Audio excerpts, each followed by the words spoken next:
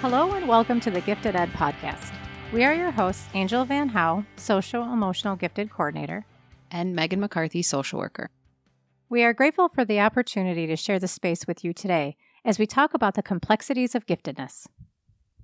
We wanted to introduce our listeners to Kenny Bae. Kenny has been in the education field for 17 years. He received his degree in physics, radiation, and applied physics with a math minor from Eastern Illinois University and a master's degree in atmospheric science from the University of Illinois Urbana-Champaign.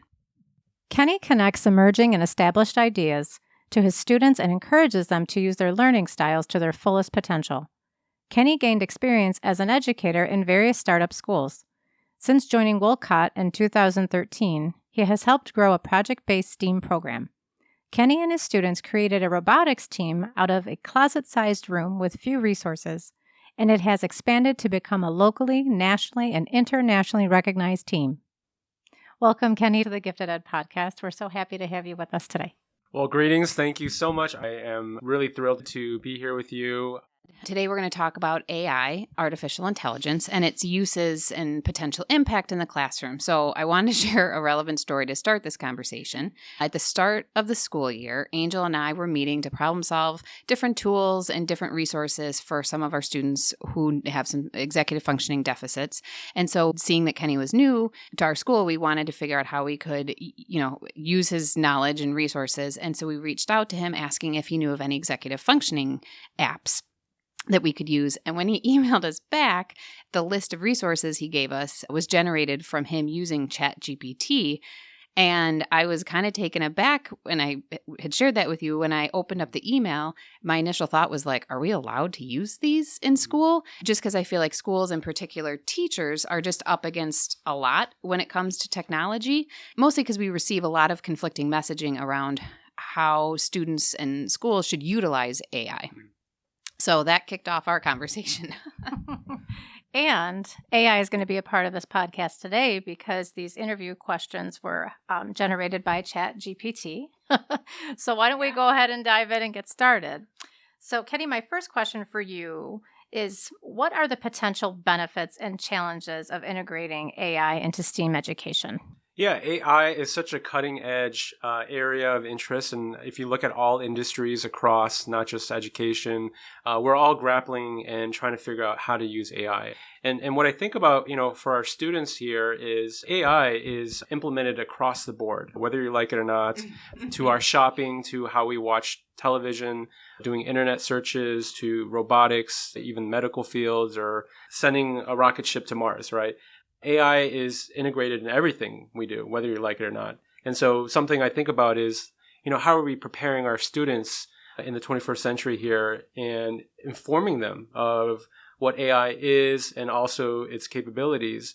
And is it doing a disservice if we were banning AI and not showing them the capabilities or understanding what the pros and cons are? And so I think as a school-wide, I think we could be a leading institution here to talk about and support our students in understanding what AI is and also supporting our teachers too and how we can integrate AI into the classroom. Understanding, again, the pros and cons and the restrictions of it. One of the powerful benefits of AI is that it can support needs and provide interactive learning and even gamify experiences. One of the things I love doing in my classroom is, to really make the lessons or activities we do exciting in a gamified way. And so we use different AI tools that can do that. It also helps with cost efficiency, things that, where we have to complete certain objectives in volume, like grading, for example. Like you can use AI to do automated grading or provide feedback, right? Mm-hmm. Now, some of the challenges, the downside of that is the perception of AI to some teachers, may be intimidating, right? It's something that is unknown, right? If something is unknown or overwhelming, you just don't know its limitations. And so there's this bit of fear of how to use AI, or maybe you don't want to touch it because it's just, volatile or whatever. I don't know. And so, and so the challenge here is to provide training, right? And also the bias and fairness that comes with AI. I actually did list the top 10 physicists out there. And what it outputted was, I think 95% were male, Caucasian, scientists like Albert Einstein, Isaac Newton. But what about the female, successful female scientists or students of color? And, there are an amazing number of accomplishments done by female scientists and engineers. Right. And so why wasn't that listed in ChatGPT? So that's something that we have to be very careful of, is there's inherent bias and fairness, ethical dilemmas that are built in, because AI is a tool, just like your calculator, just like your computer, just like even the glasses that I'm wearing. Makes sense. It's a prescription. It's a tool. Right. And so as a user, how are you using that tool? What are the pros and cons and limitation of that tool? Because without my glasses, I can't see, right? I'm completely blind. Right. But I have this tool in front of me because it's the right prescription. It's the right, physical object for me to see, right? Right. And just like AI, it's a tool that we have to understand its capabilities. And I think what you said about the training aspect is so important because, being a teacher and being responsible for a whole classroom and for instruction, you want to make informed decisions. And I think having access to that training is really important too. Right. As far as gifted students go, they tend to have high expectations or be perfectionistic when success is within reach through AI. And how can AI support a growth mindset process instead of, quote, the perfect product? So just going back to the analogy I used with calculator and ChatGPT, they're all tools, right? And really, the purpose of a calculator, for example, is a device that a user would input numerical values to get an output, right? And AI is, in a way, it's similar, but it's a language model, right? Where a user can interact by typing or speaking in sentences into this, the software that you're using, the AI, and when it outputs a calculated formulation of some, answer or solution, right?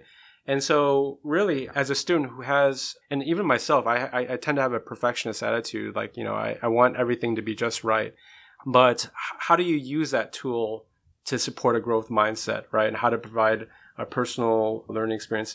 It's really depending how whoever's facilitating that lesson, right? How are you using that tool to promote growth mindset? And like, for example, I was doing a lesson on robotics, right? In robotics, we use AI built into the coding, the Lego robotics, for example, we use AI. And the students actually have to know all the inputs. Like, they have to know what goes in so that so you can see what comes out. Now, really, all of that is designed by the instructor, right? So everything is facilitated by the instructor. So if you're trying to encourage a growth mindset, it has to be carefully and thoughtfully curated by whoever's facilitating that lesson. So if a teacher assigned, let's say, a project, write me a 3-page report. Oh, yeah, I can go and type a phrase in and it can print that out. Right. Obviously, that you're not going to learn anything. That doesn't really, as a student, you're not going to develop any skill sets just by doing that. But what you can do is modify the assignment so you can do a compare and contrast. And here's what an AI output looks like. And here's a 3-page article that you would write. And, do a compare and contrast. And that way, I think that can promote kind of more of a, I guess, like doing a comparison activity, looking at the differences. That's a great example. Yeah. And and students could learn the capabilities and also maybe even think about how to improve, right? Well, and I think too that exercise incorporates a critical thinking component that I feel like sometimes we think is lost with ChatGPT, where really then using what does the outcome give us and then how do we apply the critical thinking. And as you're talking about growth mindset, I just checked myself because I think my hesitation to use something new is the unknown. And it's, I don't want to say scary, but just that unknown, that fear. And part of it is us being okay with it not going well the first time, right? So it's our own growth mindset to even embrace something so different, like ChatGPT, into our practice. I just wanted to also comment on what you said in terms of how instruction can incorporate it. I think what I'm hearing you say is that instructors need to be intentional with their objectives. Right. And incorporate that growth mindset process within their planning. Utilizing AI isn't any different from, any other means that they would utilize for that process. So in thinking through, what strategies can educators use to ensure that AI-powered tools in STEAM education are effective? Yeah, when I think about this question, I always go back to my design thinking methods, where the first step in design thinking is you always have an empathy map and understanding who your user is. Like, what are they thinking? What do they do? What do they say? How they feel, right? And for educators to develop something like AI to integrate in their class, you really have to understand who your students are, right? And maintain an empathetic approach towards students, understanding their individual needs, providing them supports both in person and using AI tools. But going back, the ability to adapt new technology is essential. I think they should be open to change, willing to experiment. One of the best advice that was given to me when I was early on in my education teaching experiences, I had a teacher that I gave me one of the best piece of advice before she retired. She was teaching for almost 40 years. And right when that year she retired, this was when I was starting out as a teacher, the best advice she told me was, even though I've been teaching for 40 years, I've never stopped learning. I've never stopped growing. I've always experimented in the class. I've always tried something new. And you should never be afraid of trying something new, because, in order to be a successful lifelong learner, you have to experiment. You got to try out different things, right? AI is a tool, again, that is an opportunity as an educator for us to learn and apply and see what we can do. Because again, we live in a world right now in society. This is here. It's already integrated in society. Right. Well, and let's be real. Our kids are already there. The students are already there. Yeah. So they're kind of just waiting for us to catch up. So Right. the earlier we embrace it, I think the better for all. Right. Absolutely. Can you share some successful case studies or examples of schools or institutions that have effectively implemented AI in STEAM education? Yeah, there's a number of institutions I can think of. Carnegie Mellon University, Simon Initiative, they're actually using AI to improve student learning outcomes using data-driven insights, personalized instruction, assess student performance, offer feedback, and improve student engagement. Georgia State University, they're using AI to help students choose courses and majors based on their academic records, career goals, which can now actually help with student retention and graduation rates. And then there's also just a bunch of different educational learning platforms out there. Duolingo is another one that's a popular language. They employ AI algorithm that helps personalize language instruction, adapt lessons based on individual strengths and weaknesses. So it's being implemented in different educational institutions and being used in different ways. So what is the role of AI in fostering creativity and innovation in STEAM subjects? So AI, one of the benefits of AI can analyze a lot of information patterns, and that can help general, novel ideas and solutions. In fact, one of the first things when I got on board here is we had a meeting about coming up with a name for this library technology innovation class. And I remember sitting down and they came to do you have a clever name for it? What do we call this? What do we call this class? It's supposed to be a library technology class. Right. We're trying to grapple. Should we just say an innovation class? What do we? So I actually went on AI and I actually trying to see what are some creative class names that we can come up with this, and a bunch came out, and then from those lists I decided to dig a little bit deeper. I'm like, oh, I like this name. So I was asking a bunch of questions, and we ended up with, our class is called Fry Lab, and Fry refers to the baby seahorse, which is our mascot, is a seahorse. Right. And it's an acronym. So FRY stands for Fusion of Research and Youth and Library and Beyond. So I like that. Yeah. And then that was just, again, generated by AI. And what we loved about that story is that day one, when we, introduced the class to the students, we can say AI helped generate the name for this class. And so that can spark conversations, how we use technology. Right. And, another thing that I'm gathering from that is that it provided you with a scaffold. You ultimately get to make the decisions and adapt. Exactly. Okay, I like this idea. How about I add this to it? Yeah. Right. So it provides you with resources, but it doesn't necessarily have to provide you with the completed product. Exactly. You can pick and choose. However, AI, you as a user yourself, AI is a tool, right? And as a tool, you can pick and choose whatever you want that comes out of it and help. And you can use it to help dig further and analyze other bits of information. I agree. How can AI-driven personalized learning help students excel in STEAM subjects?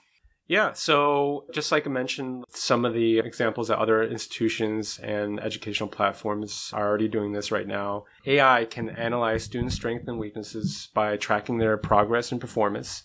It could also help provide insight on instructional approach to student learning pace and styles. And it can create personalized learning pathways for students. That can include sequence of lessons, assignments, assessments tailored to the students' individual learning goals. As a teacher, we find ourselves spending a lot of time grading and coming up with comments to, write down with reports. AI can help streamline that. And so what that'll allow is it'll provide more time for teachers to spend with their students and then less time with more of like kind of the administration with the paperwork and grading and all that. So AI can provide real-time feedback as well. So it can help students identify and correct errors promptly. So kind of in thinking back to a previous question I had asked about strategies teachers can use to ensure effectiveness, and you brought up the idea of empathy, and I really appreciated that, how you added the human element in a way, because I think sometimes some of the fear of AI is taking away the human element and the critical thinking. Yeah. So keeping that embedded. But when we think of institutions or educators looking to integrate AI into their STEAM programs effectively, what advice do you have as they kind of are starting to think this through and kind of want to take on this endeavor? Yeah, so I'll go back to that one big advice that teacher that really had an impact. Before she retired, she'd been teaching for 40 years. And the last thing she said to me was, after teaching for so many years, I have still so much to learn. I've always had this hunger to keep growing. And she really instilled this, I guess, like energy, a spirit to, as an educator, always have a growth mindset, always have the ability to want to adapt, learn, and try new things. Be open to change. Don't be fearful. And that's gonna be ongoing. Technology doesn't stop. Like, it's always gonna evolve. It's always gonna change. And so are we equipping our students and preparing them for the future by embracing the change, embracing what's out there, and educating our students? I think part of the challenge, at least from my perspective, can be sometimes the rate of change is happening at an exponential rate. Yeah. And one cannot necessarily keep up to that pace of learning and adapting because there are so many other demands as a teacher. And I think, I don't know, maybe you can speak to that because, being a former teacher myself, I definitely recall those challenges. Well, then you fall back to what you know, right? What's comfortable. And I think this is the push to be uncomfortable in a pace that's still somewhat doable. I don't know. I agree. I'm sure is difficult. Yeah, you got to find the right balance. Obviously, there's some people that are, fully open to a dramatic amount of change, and there's some people that just need more time, which I get it. Like everyone has their own ability to learn tolerance, things, tolerance, and so I think the challenge here is step one, just be open to new change, and then again with AI, you can pick and choose. Like, you can try out one thing, try out one tool, and see maybe in an informal, non-risk way. Just try it out, see how you like it first of all, and see what it does, and just constantly have that growth mindset. The best way to eat an elephant is one bite at a time. Right? So, I love that incremental approach. I really do. It resonates with me. Yeah. Well, and I think that's a very empowering way to look at this, right? For the tech piece that can sometimes be overwhelming, just doing it one piece at a time, and then you can always stop and insert your own space from that and your own thought and your own style, if you will. Well, Kenny, we want to thank you again for sharing all of your insight with us today. Thank you so much for kicking off this school year's podcast episodes, and we're just so grateful to work with you this year. Yeah, thank you so much. Thank you for inviting me. I am, again, super excited, and the possibilities of what to come, I can't wait, so I'm looking forward to it. We wanted to share a reflection question with you. Think about your own reactions to ChatGPT. Think about your own biases and how it impacts your openness to incorporate AI. Something to try, a call to action, so to speak. Based on our conversation today, what is one way you can incorporate ChatGPT into your classroom? We want to thank you for joining us in this space today. Please subscribe to the Gifted Ed podcast to stay up to date with our latest episodes. Stay tuned for our next episode that continues to unpack the complexities of giftedness.